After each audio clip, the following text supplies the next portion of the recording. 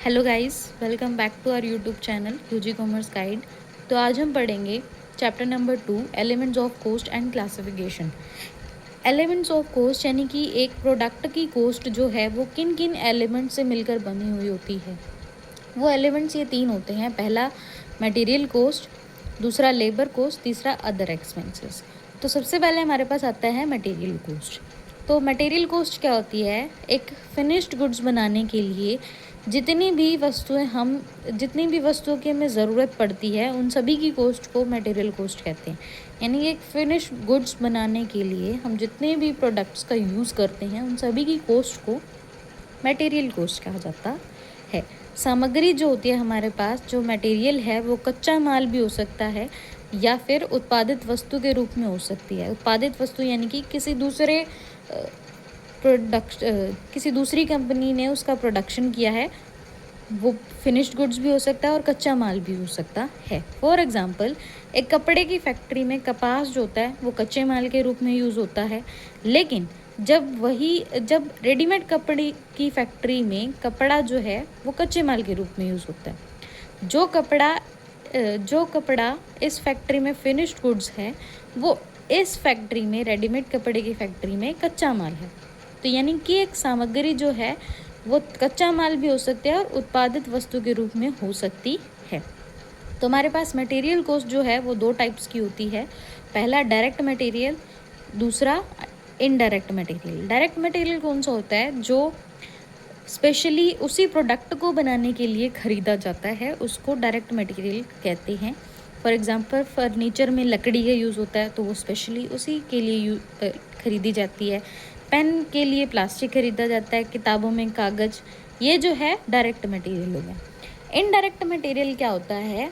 वो सामग्री जो किसी उत्पाद का मुख्य हिस्सा नहीं बनती, यानी कि वो पूरा किसी भी चीज़ के लिए यूज़ की जा सकती है।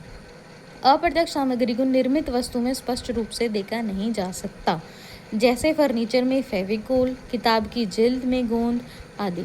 यानी कि ये यूज़ तो होते हैं, ये मटेरियल प्रोडक्ट के प्रोडक्शन में यूज़ तो होते हैं, बट ये दिखते नहीं हैं, और यानी कि उसका मेन पार्ट नहीं होते हैं, तो ये दिखते नहीं हैं, बट ये हिस्सा होते हैं।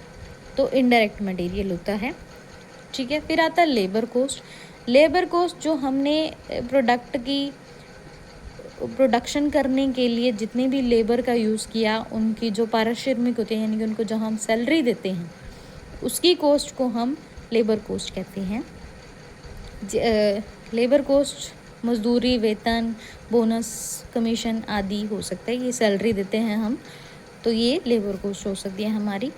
तो श्रम लागत भी हमारे पास 2 टाइप्स की होती है। पहला डायरेक्ट लेबर, जो सभी प्रकार की जो मजदूरी होती है, यानी कि जो लेबर है वो विशेष रूप से किसी विशेष उपकार्य, प्रक्रिया अथवा उत्पाद से संबंधित है, प्रत्यक्ष श्रम लागत में सम्मिलित की जाती है। यानी कि जो हम जॉब है, जो कोई विशेष जॉब या प्रोसेस या उस प्रोडक्ट से रिलेटेड है, उसको हम डायरेक्ट लेबर कॉस्ट कहते हैं। इनडायरेक्ट लेबर क्या हो गया? वे श्रमिक जो प्रत्यक्ष रूप से उत्पादन या मशीनों के संचालन में संलग्न नहीं होते, परंतु सेवाएं अर्पित करते हैं, जैसे स्टॉपकीपर, सफाई कर्मचारी आदि। यानी कि ये उस प्रोडक्ट के प्रोडक्शन से डायरेक्टली जुड़े नहीं होते, लेकिन ये अपना जो है सेवाएं यानी कि सर्विसेज तो देते हैं, इसीलिए ये इनडायरेक्ट लेबर में आते हैं। फिर आता है अदर एक्सपेंसेस। अब जो मटेरियल और लेबर में नहीं आया, वो आता है अदर एक्सपेंसेस में। अदर एक्सपेंसेस सामग्री अथवा श्रम के अतिरिक्त किसी वस्तु के उत्पादन अथवा सेवा प्रदान के लिए किया गया किसी भी प्रकार के अन्य व्यय होते हैं। यानी कि इनके अलावा, मटेरियल और लेबर के अलावा जो भी खर्च किया जाता है वो अदर एक्सपेंसेस होता है, जैसे कि फैक्ट्री का किराया, बीमा हो गया और डेप्रिसिएशन हो गया, इस टाइप के। तो हमारे पास अदर एक्सपेंसेस भी 2 टाइप्स के होते हैं। पहला डायरेक्ट एक्सपेंसेस। डायरेक्ट एक्सपेंसेस जो होता है वो डायरेक्टली उसी कार्य से जुड़ा होता है, किसी उत्पाद के पेटेंट से संबंधित खर्चा, वो डायरेक्ट एक्सपेंसेस हो गया। इनडायरेक्ट एक्सपेंसेस कौन से होते हैं? वो खर्चे होते हैं जिनको किसी एक विशेष कार्य के लिए जो है वो यूज़ नहीं किया जाता, बल्कि जो सभी के लिए इकट्ठे खर्च किए जाते हैं। एक प्रोडक्ट से संबंधित नहीं होते हैं ये, जो सभी के लिए खर्च किए जाते हैं, जैसे फैक्ट्री का बीमा, फैक्ट्री का किराया, ये होता है। इनडायरेक्ट एक्सपेंसेस को हम जो है ओवरहेड्स में से indirect material plus indirect labour को माइनस करके निकाल सकते हैं।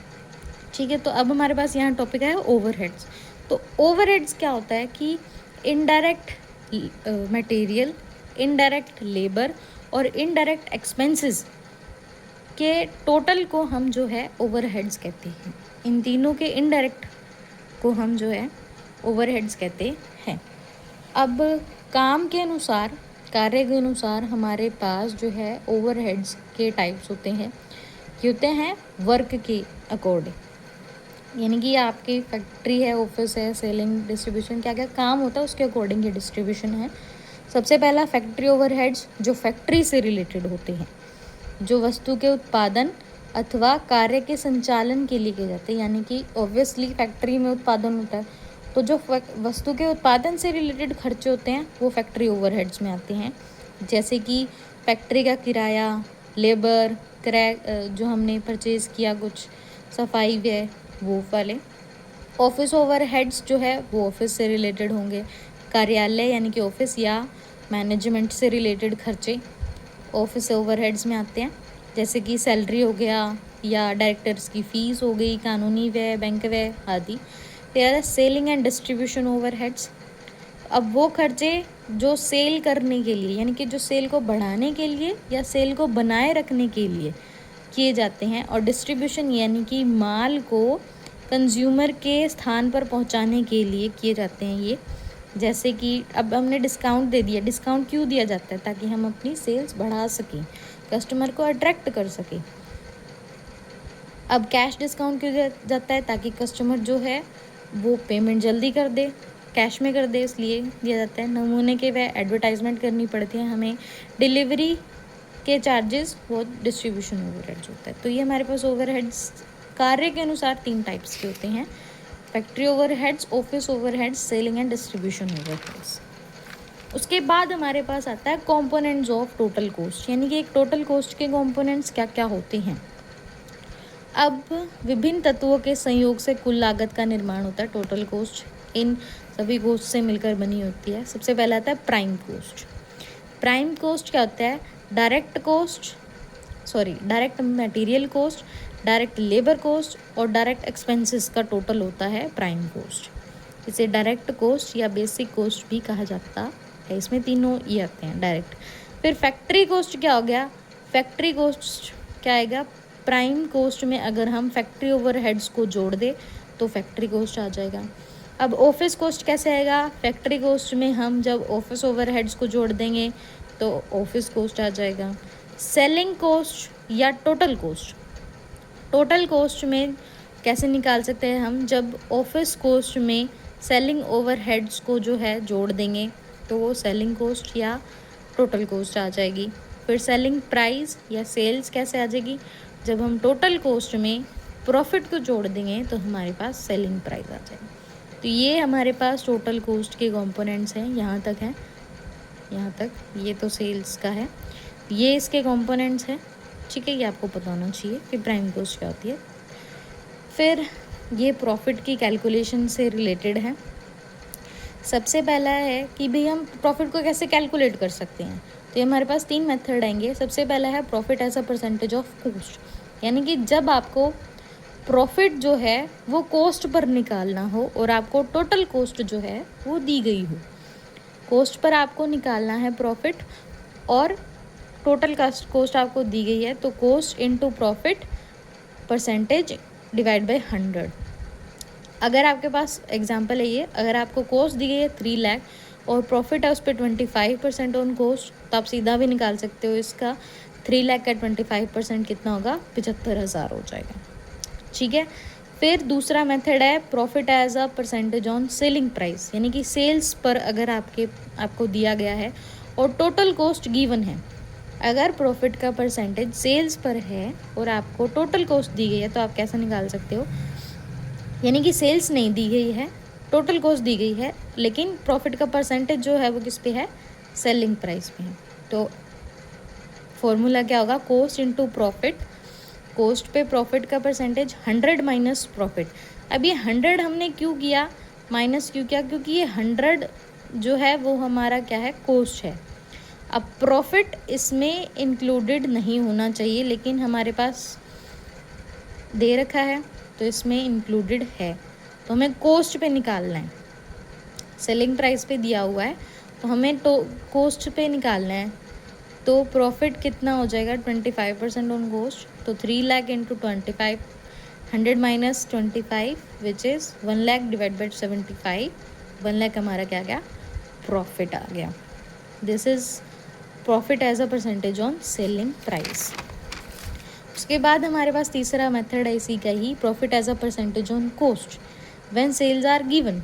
जब सेल्स दी गई हो तो और प्रॉफिट कॉस्ट पर दिया गया हो, मतलब पहले हमें क्या था कि प्रॉफिट इसमें क्या था, इसमें है कि आपको प्रॉफिट जो है वो सेल्स पर दिया गया है, लेकिन आपको टोटल कॉस्ट दी गई है। यहाँ पर क्या हुआ कि आपको कॉस्ट पर प्रॉफिट दिया गया है, लेकिन सेल्स दी गई है। तो अब इसमें हम जो है वो 100 में प्रॉफिट जो है वो जोड़ देंगे, हम 100 में प्रॉफिट की परसेंटेज जोड़ देंगे, ठीक है। तो उससे हमारा निकल आएगा 3 lakh into 25 percentage of profit divide by 100 plus 25, तो ये आएगा 100, ये हमारी कॉस्ट है। अब अगर हमें इस पे प्रॉफिट निकालना है तो हमें इसमें प्लस करना पड़ेगा, ठीक है, क्योंकि ये कॉस्ट पे परसेंटेज दिया गया है हमें, ठीक है, और वो हमें किस पे दिया गया था, सेल्स पे दिया गया था, इसलिए हमने माइनस किया। अब आता है क्लासिफिकेशन ऑफ कॉस्ट, यानी कि कॉस्ट की हम किस किस बेसिस पे हम उसको डिवाइड कर सकते हैं, क्लासिफाई कर सकते हैं। तो सबसे पहला अकॉर्डिंग टू नेचर और एलिमेंट्स हमने पढ़ ही लिए, मटेरियल कॉस्ट, लेबर कॉस्ट और अदर एक्सपेंसेस। फिर आता है according to functions of organisation, ये भी हमने पढ़ लिया। मैन्युफैक्चरिंग कॉस्ट यानी कि जो प्राइम कॉस्ट और फैक्ट्री ओवरहेड्स आएंगे इसमें। एडमिनिस्ट्रेटिव कॉस्ट जो ऑफिस ओवरहेड से रिलेटेड है। सेलिंग एंड डिस्ट्रीब्यूशन कॉस्ट वो भी हमने पढ़ लिया। रिसर्च एंड डेवलपमेंट कॉस्ट कौन सी होगी, जो एक प्रोडक्ट की मतलब बढ़ाने के लिए उस क्या क्या रिसर्च पे हमने खर्चा किया, वो रिसर्च एंड डेवलपमेंट कॉस्ट में आ जाएगा। फिर रहता है अकॉर्डिंग टू वेरिएबिलिटी, परिवर्तनशीलता के आधार पर। तो पहले आता है फिक्स्ड कॉस्ट, यानी कि आप जितना भी प्रोडक्शन करो उसका इससे कोई रिलेशन नहीं है। आप प्रोडक्शन बढ़ाओगे तो भी इतनी रहेगी, कम करोगे तो भी इतनी रहेगी, होता है फिक्स्ड कॉस्ट। जैसे कि हमारी लैंड हो गई, बिल्डिंग हो गई, मशीन होगी, फर्नीचर हो गया, ये आदि की लागत। अब हमने इन पे खर्चा कर दिया, अब चाहे आप प्रोडक्शन कम करो चाहे ज़्यादा करो, इनकी कॉस्ट नहीं ना ही बढ़ेगी ना कम होगी। फिर आता है वेरिएबल कॉस्ट, इनकी जो कॉस्ट है वो उत्पादन में वृद्धि या कमी का प्रभाव पड़ता है इन पर, यानी कि अगर आप उत्पादन का स्तर बढ़ेगा तो ये बढ़ेगी, अगर कम होगा तो ये कम होगा। जैसे कि सामग्री लागत, मटेरियल कॉस्ट, लेबर कॉस्ट, रिपेयरेंस, ये सारा किसके अंदर आएगा, variable cost. Semi variable cost क्या होता है कि इसमें दोनों जो कॉस्ट है उनकी विशेषता पाई जाती है। एक लेवल तक अगर आप प्रोडक्शन करते हो तो ये लागतें कितनी फिक्स्ड रहती है, उसमें कोई चेंज नहीं आता। लेकिन अगर आपने उस लेवल से थोड़ा सा भी ज़्यादा प्रोडक्शन किया तो वो अगले लेवल पे पहुंच जाएगी और फिर वहाँ से कॉस्ट जो है वो चेंज हो जाएगी। इसीलिए इसको कहा गया कि सेमी वेरिएबल कॉस्ट, यानी कि एक टाइम तक तो ये एक लेवल तक तो ये फिक्स्ड रहती है, बट उस लेवल को क्रॉस करते ही ये चेंज हो जाती है, ठीक है। फिर आता है नेक्स्ट अकॉर्डिंग टू कंट्रोलेबिलिटी, जी कंट्रोलेबल कॉस्ट जिनको आप कंट्रोल कर सकते हो, कम कर सकते हो, जैसे कि वेस्टेज को कम कर सकते हो, आइडल टाइम यानी कि व्यर्थ समय, भाई कर्मचारी आया तो है बट वो काम नहीं कर रहा है तो उसको कम कर सकते हो आप, जो कि उचित निर्णयों से कम किया जा सकता है इनको। अनकंट्रोलेबल कॉस्ट कौन सी होती है, जिनको आप कम नहीं कर सकते हो, जैसे कि आपके बिल्डिंग का किराया, सरकार की पॉलिसी, एबनॉर्मल लॉस, इनको आप नहीं कंट्रोल कर सकते हो, ठीक है। फिर आता है अकॉर्डिंग टू नॉर्मेलिटी। नॉर्मेलिटी यानी कि नॉर्मल कोस्ट, जो एक प्रोडक्ट के उत्पादन करने के लिए वो कोस्ट आएगी ही आएगी, वो कम नहीं हो सकती। होता जैसे कि material cost, design cost. Abnormal cost कौन सी होती है? जो आग लगने से जो मतलब जो हमारा पर्यावरण है उसकी वजह से अगर हो, यानी कि नॉर्मली वो नहीं होती है, कभी कभी चांसेस हो आग लगने से, चोरी हो जाने से, ऐसे, ठीक है। फिर आता है according to accounting period. Accounting period के अनुसार कैपिटल कोस्ट और रेवेन्यू कोस्ट। कैपिटल कोस्ट कौन सी होती है? वे लागतें जिनका लाभ भविष्य में एक लंबे समय तक लिया जा सकता है, जैसे कि एक्सपेंशन के खर्चे। अगर हम अपने बिजनेस को एक्सपैंड कर रहे हैं, बढ़ा रहे हैं, तो उसके खर्चे हमको लॉन्ग टाइम तक मिलेंगे लाभ। उत्पादन क्षमता बढ़ाने से संबंधित ये होता है कैपिटल कोस्ट। रेवेन्यू कोस्ट कौन सी होती है? वो खर्चे जो आपको दिन प्रतिदिन की क्रियाओं से होती है, वो लागतें, जैसे बिल का भुगतान, टेलीफोन बिल, पेट्रोल, बीमा आदि, ठीक है। फिर आता है अकॉर्डिंग टू टाइम। टाइम के अकॉर्डिंग पहले आता है हिस्टोरिकल कोस्ट। वे लागतें जो व्यय हो चुकने के बाद मालूम की जाती है, यानी कि आपने खर्चा कर दिया फिर आप उसको कैलकुलेट करते हो, वो होती है historical coast.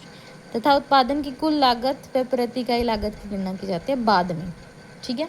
Pre determined coast कौन सी होती हैं? इनका आप पहले से ही क्या कर लेते हो? अनुमान कर लेते हो, ठीक है। ये लागतें व्यय के होने से पहले अनुमान के आधार पर की जाती हैं, ठीक है। ये मूल्य सूची तथा टेंडर भरने में सहायक होती है। ये टेंडर भरने में यूज़फुल रहते हैं प्री डिटरमाइंड कोस्ट, यानी कि आप इसमें पहले से ही क्या कर लेते हो? अनुमान लगा लेते हो कि हमारा इतना खर्चा होगा, ठीक है। फिर आता है according to planning and control. Planning and control के हिसाब से सबसे पहला आता है आपका बजटेड कोस्ट।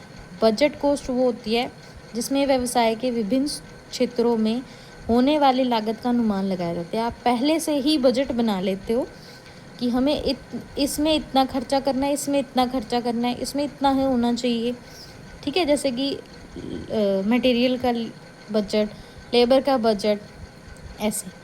स्टैंडर्ड कोस्ट कौन सी होती है? जिसमें आप पहले से तय की गई लागत, यानी किसी वस्तु को बनाने में या किसी काम को करने में कितना खर्च होना चाहिए, वो होती है स्टैंडर्ड कोस्ट। इसका अनुमान पहले ही तय कर लिया जाता है, आप पहले ही तय कर लेते हो, ठीक है। ये होते हैं स्टैंडर्ड कोस्ट। अब हमारे पास नेक्स्ट टाइप्स आता है according to managerial decisions. Managers के डिसीजन के अकॉर्डिंग मार्जिनल कोस्ट एक और यूनिट का प्रोडक्शन करने से जो अतिरिक्त खर्चा आता है उसको मार्जिनल कोस्ट कहते हैं। संक कोस्ट जो एक बार खर्च हो चुकी और वापस नहीं मिल सकती, वो खर्चा, जैसे मशीन खरीद ली 5 लाख में, अब चाहे इस्तेमाल करो या नहीं, वो कोस्ट तो आ ही गई, वो होते संक कोस्ट। वह लागत जो एक बार खर्च हो चुकी और वापस नहीं मिल सकती। तीसरा शटडाउन कोस्ट, जब बिजनेस कुल समय के लिए बंद हो जाता है तब भी जो खर्च चलता रहता है, कुल नहीं आएगा यहाँ, कुछ आएगा, यानी कि कुछ टाइम के लिए बिजनेस बंद हो जाता है लेकिन फिर भी वो खर्चा आता है, फिर भी वो खर्च जो है वो चलता रहता है, जैसे कि किराया, सिक्योरिटी, मेंटेनेंस आदि। मतलब अगर आप प्रोडक्शन नहीं करोगे, आपने प्रोडक्शन बंद कर दिया है, बिजनेस कुछ टाइम के लिए पूरा बंद कर दिया है, फिर भी वो कॉस्ट आ रही है, तो वो है। फिर आता है डिफरेंशियल कोस्ट। 2 विकल्पों में से किसी एक को चुनने पर जो लागत में अंतर आता है, जैसे कि एक ऑप्शन ए है 1000 रुपये, दूसरा ऑप्शन बी है 1200, तो डिफरेंस कितना है? 200, तो डिफरेंशियल कोस्ट है ये। 2 विकल्पों में से किसी एक को चुनने पर जो लागत में अंतर आता है, यानी उन दोनों में जो डिफरेंस है, अगर आप एक को चुनोगे तो उन दोनों में कितना डिफरेंस आ रहा है, दैट इज़ डिफरेंशियल कोस्ट।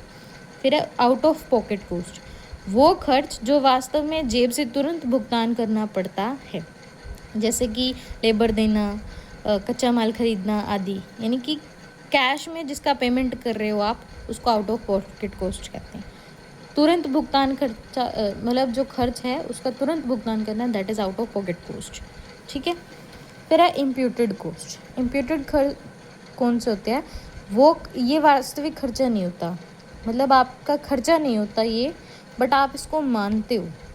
जैसे कि एग्जांपल देखो, आप अपनी खुद की दुकान में काम कर रहे हो, खुद को सैलरी नहीं दे रहे, लेकिन मान लिया जाता है कि सैलरी मिलनी चाहिए, यही इम्पोर्टेड कॉस्ट है। यानी कि वो खर्चा हुआ नहीं है, लेकिन आप मानते हो कि खर्चा हुआ है, हुआ नहीं एक्चुअल में, बट आप मान लेते हो ये, ताकि एक्चुअल कॉस्ट आए, आगे पास सही खर्चा है, एक्चुअल आपको कॉस्ट जो है वो पता चले। फिर है रिप्लेसमेंट कॉस्ट, किसी पुरानी चीज़ को आज के समय में बदलने की लागत। पुरानी चीज़ को आज के टाइम में जब हम रिप्लेस कर रहे हैं तो उसको बदलने की लागत। 5 साल पहले की मशीन 1 लाख की थी, आज वही मशीन 1.5 लाख की है, रिप्लेसमेंट की कॉस्ट कितनी होगी? 1.5 lakh. Conversion cost, conversion cost यानी कि कच्चे माल को तैयार माल में बदलने का खर्च, जैसे श्रम लागत, फैक्ट्री ओवरहेड्स, वो कन्वर्जन कोस्ट हो गया। अपॉर्चुनिटी कोस्ट, अवसर लागत, एक विकल्प को चुनने पर दूसरे विकल्प का जो नुकसान, छूटा हुआ फ़ायदा होता है, वो अवसर लागत होती है, अपॉर्चुनिटी कोस्ट। जैसे अगर आपने 1 लाख बिजनेस में लगाया, बैंक खाते में रखते तो 10,000 इंटरेस्ट मिलता, यही 10,000 क्या है? अवसर लागत। यानी कि जब आप 2 विकल्पों में से एक विकल्प को चुन रहे हो तो दूसरा विकल्प जो आपने छोड़ा, उससे जो फ़ायदा हो सकता था, उसकी लागत को क्या कहते हैं? अपॉर्चुनिटी कोस्ट कहते हैं। फिर अवॉइडेबल कोस्ट, जो खर्च बंद किया जा सकते हैं, जैसे एक उत्पाद को बंद करने से उसका खर्च, यानी कि जो खर्च जो है वो बंद किया जा सकता है। ठीक है। फिर द अनअवॉइडेबल कोस्ट, जो खर्च बंद नहीं किया जा सकता, जैसे फैक्ट्री का रेंट, इंश्योरेंस, ये। ठीक है। अभी हमारे पास छोटा सा टॉपिक आता है कि difference between cost, expenses and lost, इन तीनों के बीच में डिफरेंस क्या होता है? तो कोस्ट क्या होती है? किसी चीज़ को प्राप्त या बनाने के लिए जो पैसा खर्च किया गया है उसे लागत कहते हैं, उसे हम कोस्ट कहते हैं। इसका फ़ायदा मिल सकता है, लेकिन इसका फ़ायदा मिल सकता है, यानी कि आपने एक किसी चीज़ को बनाने के लिए या पाने के लिए खर्चा किया है, इसका फ़ायदा मिलता है, जैसे कच्चा माल खरीदना, मशीन खरीद। एक्सपेंसेस क्या होता है? खर्चा क्या होता है कि लागत का वह हिस्सा जो काम में इस्तेमाल हो चुका है और जिससे अब फ़ायदा मिल चुका है, जैसे किराया, वेतन, बिजली बिल आदि। देखो, कोस्ट क्या हुई कि हमें जो है इसका फ़ायदा मिलेगा, हम किसी चीज़ का उत्पादन करने के लिए इसको यूज़ करते हैं, हमें उसका फ़ायदा मिलेगा। कोस्ट का वो हिस्सा जिससे हमने फ़ायदा मिल चुका है, जिससे हमें फ़ायदा मिल चुका है, जिसे हमने यूज़ कर लिया है, वो होता है एक्सपेंसेस। ठीक है। अब लॉस क्या हुआ? वो खर्च, जब खर्च तो हो जाए लेकिन कोई फ़ायदा ना मिले, जब आपसे खर्च तो हो जाए लेकिन उसका फ़ायदा ना मिले, तो वो होता है लॉस, जैसे कि आग लगने से माल खराब होना। तो ये इन तीनों में डिफरेंस होता है। ठीक है। फिर आता है हमारे पास अगला topic, that is cost unit. Cost unit क्या होता है कि जिस यूनिट में हम जो है कॉस्ट को मापते हैं, जिस इकाई के आधार पर कॉस्ट को मापा जाता है, वो होती है कॉस्ट यूनिट। फॉर एग्जांपल, हम प्रति किलो जो है वो चावल को नापते हैं, और प्रति लीटर दूध को मापते हैं, प्रति यूनिट बिजली को मापते हैं, प्रति यात्री किलोमीटर ट्रांसपोर्ट में मापते हैं। यानी एक यूनिट पर कितनी लागत आई, दैट इज़ कॉस्ट यूनिट। एक यूनिट पर कितनी लागत आई, वो कॉस्ट यूनिट होती है। ठीक है। अब कॉस्ट सेंटर क्या होता है? कंपनी का वह हिस्सा जहां लागत को मापा और नियंत्रित किया जाता है। वो एक विभाग भी हो सकता है, मशीन भी हो सकता है, या कर्मचारी भी हो सकता है। तो वो होता है कॉस्ट सेंटर, जहाँ कॉस्ट को मापा और कॉस्ट को कंट्रोल किया जाता है। टाइप्स ऑफ कॉस्ट सेंटर्स, सबसे पहला पर्सनल, एक व्यक्ति या लोगों के समूह से जुड़ा होता है ये, जैसे manager, supervisor. Impersonal cost centre machine या जगह से जुड़ा होता है, machine, factory. Operation cost centre, एक जैसी क्रिया वाले काम, जैसे cutting, welding. Process cost centre, जहाँ एक पूरी प्रक्रिया होती है, फॉर एग्जांपल क्रशिंग, रिफाइनिंग, ठीक है। फिर है प्रोडक्शन कॉस्ट सेंटर, जहाँ वास्तव में सामान बनता है, for example machine shop. Service cost centre, जो दूसरे विभागों को सेवा देता है, for example store, repair department, बिजली विभाग। तो ये इतने इम्पॉर्टेंट नहीं है, बस आपको कॉस्ट यूनिट पता होना चाहिए और कॉस्ट सेंटर का मतलब पता होना चाहिए क्या होता है, ठीक है। फिर उसके बाद हमारे पास आता है कि रिस्पॉन्सिबिलिटी सेंटर क्या है, जहाँ किसी व्यक्ति को काम और खर्च की जिम्मेदारी दी जाती है, जहाँ परफॉर्मेंस चेक किया जाता है। फॉर एग्जांपल मैनेजर अपने विभाग के खर्च के लिए जिम्मेदार है, that is responsibility centre. Profit centre, जहाँ खर्च और आय दोनों का हिसाब रखा जाता है, वो था प्रॉफिट सेंटर। इसकी कार्यकुशलता लाभ को ध्यान में रखकर मापी जाती है। इसकी उद्देश्य लाभ को अधिकतम करना है। फिर है लागत निर्धारण, जब उत्पादन होने के बाद उसकी वास्तविक लागत निकाली जाती है तो उसको लागत निर्धारण बोलते हैं। कितना मटेरियल, लेबर, ओवरहेड लगा, टोटल कॉस्ट, ये इसको हम लागत निर्धारण बोलते हैं। लागत अनुमान, कॉस्ट एस्टिमेशन क्या होता है, उत्पादन शुरू होने से पहले अंदाज़ा लगाया जाता है कि कितना खर्च आ सकता है या होगा। कॉस्ट ड्राइवर, वे तत्व जो लागत को बढ़ाता या घटाता है फॉर एग्जांपल प्रोडक्शन यूनिट, श्रमिक के घंटे, मशीन का यूज़ आदि।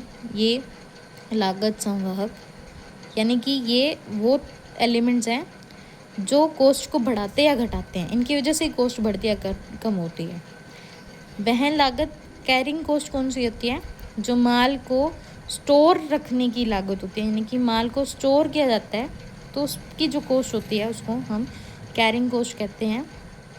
जैसे गोदाम का किराया, बीमा, ब्याज आदि, ये कैरिंग कॉस्ट होती है।